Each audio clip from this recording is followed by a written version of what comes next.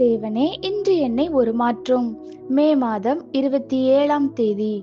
அந்தந்த நாளின் பாடு. தெய்வீக பராமரிப்பை பற்றிய என்னுடைய எண்ணங்களை நிரந்தரமாக மாற்றியமைத்த ஒரு முக்கியமான வேத வசனம் இது. காணப்படாத நிச்சயமற்ற காரியங்களை மற்றும் நாம் அறியாத எதிர்காலம் ஆகியவைகளை பற்றி நாம் கவலைப்பட நேரிடலாம்.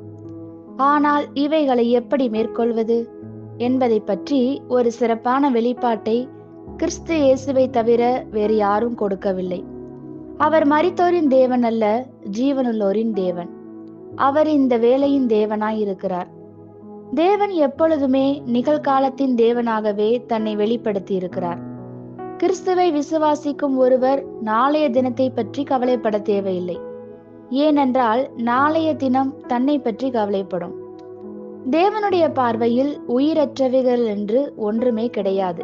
ஏனென்றால் சூரியனும் சந்திரனும் கடலும் மற்ற எல்லாம் உயிருள்ள படைப்புகளைப் போல அவருக்கு செவி கொடுக்கின்றன.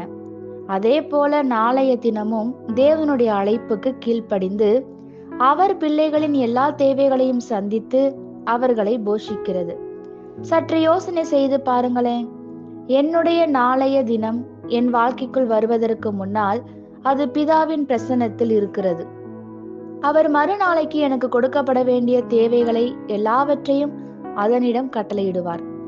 என்னுடைய நாளைய தினம் தனக்கு கட்டளையிடப்பட்ட காரியங்களை ஆயத்தப்படுத்தின பின்னரே தேவனுடைய பிரசன்னத்திலிருந்து விடை பெற்று என் வாழ்க்கைக்குள் ஒரு புதிய நாளாய் பிரவேசிக்கிறது.